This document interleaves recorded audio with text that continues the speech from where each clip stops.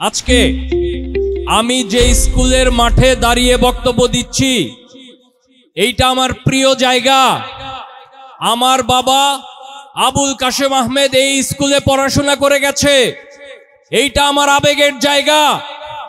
আজকে এইখানে আপনাদের সামনে এইখানে দাঁড়িয়ে কথা বলতে পেরে আমি খুবই পুলকিত হয়েছি।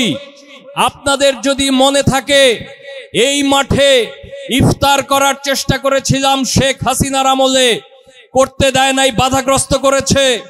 আমরা মসজিদের ওই মাঠে গিয়ে ইফতার করেছি।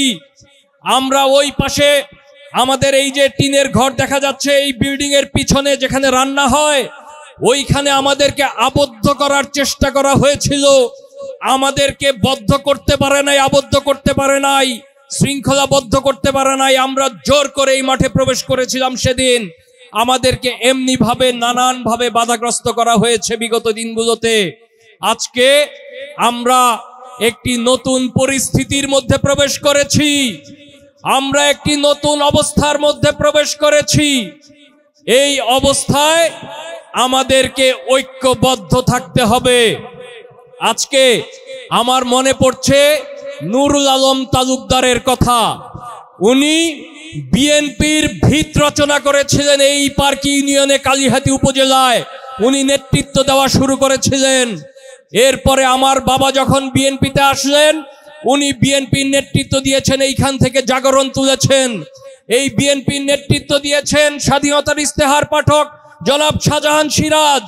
আমি তাদের রুহের আত্মার মাগফিরাত কামনা করি। আজকে এই ইফতার মাহফিলে উপস্থিত হয়ে আমাকে কৃতজ্ঞ করেছে, আমি খুবই কৃতজ্ঞ হয়েছি আপনারা এখানে এসেছেন। আমি পার্কি ইউনিয়নের সন্তান, আমি বর্গার সন্তান, আমি আমজানির সন্তান, আমার 9টা ওয়ার্ড, আমি পার্কির সন্তান, আমি বৃহত্তর বীর বাসিন্দার সন্তান। আপনারা আমার জন্য দোয়া করবেন। ইনশাল্লাহ আমরা আগামী দিনে মানুষের ভোটের অধিকার নিয়ে আগামী দিনে একটি সুষ্ঠু সুন্দর নির্বাচনের দিকে এগিয়ে যাব। আমাদের নেতা, আমাদের ভারপ্রাপ্ত চেয়ারম্যান তারেক রহমানের নেতৃত্বে বাংলাদেশে আমরা গণতন্ত্র প্রতিষ্ঠা করে ছাড়বো। মানুষের কথা বলার অধিকার, মানুষের বাঁচার অধিকার, ভোটের অধিকার, আমরা নাগরিক অধিকার, প্রত্যেকটা মানুষের অধিকার প্রতিষ্ঠা করে ছাড়বো। বাংলাদেশে বিএনপি একমাত্র রাজনৈতিক দল, যে দল প্রত্যেকটা মানুষের অধিকারের কথা বলে। মুসলমান, হিন্দু, বৌদ্ধ, খ্রিস্টান, বাঙালি, পাহাড়ি সবার অধিকারের কথা বলে। বাংলাদেশি জাতীয়তাবাদী বিশ্বাস করে বিএনপি। কাজেই আমরা সবাই ঐক্যবদ্ধভাবে যারা ভোটের অধিকারের জন্য সংগ্রাম করেছি, যারা রাজপথে রক্ত দিয়েছি, গুম হয়েছি, খুন হয়েছি, গণতন্ত্রে বিশ্বাস করি, আপনাদের প্রতি আমার আহ্বান, আপনারা শুধু ঐক্যবদ্ধ থাকবেন।